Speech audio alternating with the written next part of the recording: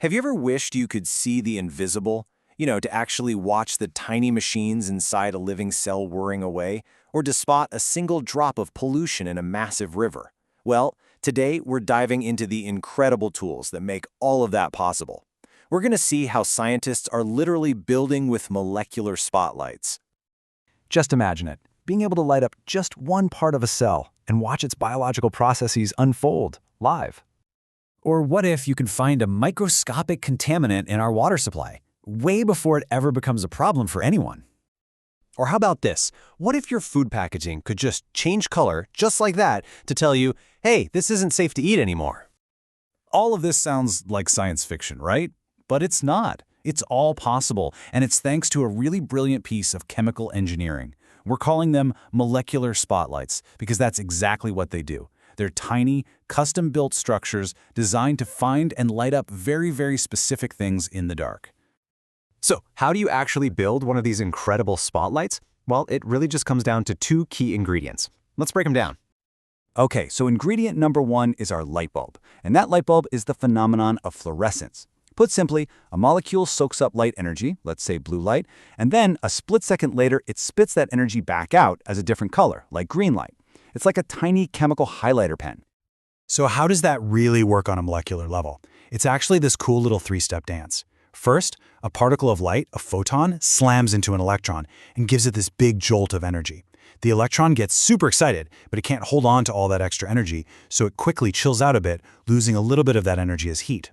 Finally, to get all the way back to its comfortable original state, it has to get rid of the rest of the energy. And it does that by releasing a brand new photon, a new particle of light, but with a little less energy, which we see as a different color. Absorb, relax, emit. That's the magic right there. But, a light bulb just sitting on its own isn't all that useful, is it? You need something to hold it, to aim it, to give it a purpose. And that is our second ingredient, the polymer. Think of it like a long, flexible, and unbelievably versatile scaffold that we can attach all our little fluorescent light bulbs to. Now, you might be asking, why not just use the fluorescent dye by itself? And that's a great question. Well, it turns out, bolting these light bulbs onto a polymer scaffold, it's a total game changer. By themselves, those small dyes are, less sensitive and not very stable. But when you create what's called a polymeric probe, you get something that is way more sensitive, much more stable, and incredibly versatile. The polymer doesn't just hold the light bulb, it actually amplifies its power.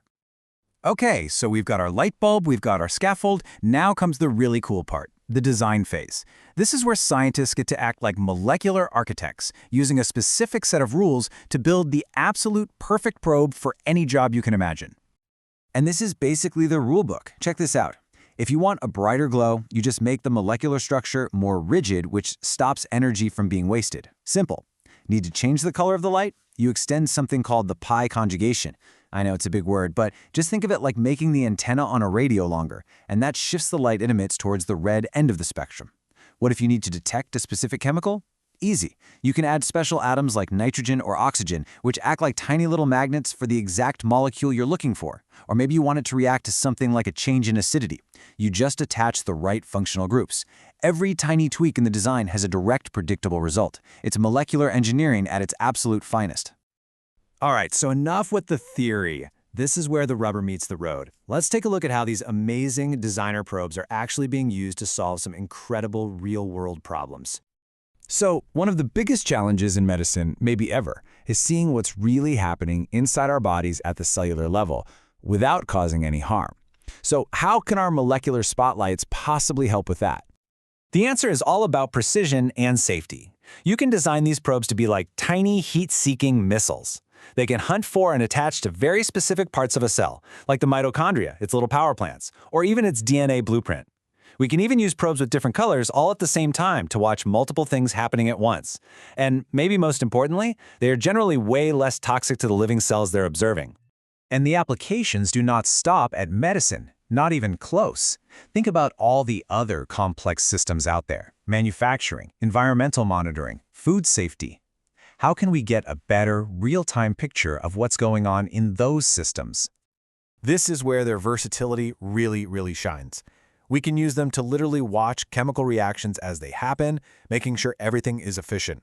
They are so sensitive they can detect minuscule trace amounts of pollutants in our water, and, yep, They are the tech behind that smart packaging we talked about, lighting up to tell us when food has gone bad. They're basically our tiny, on-the-spot chemical reporters.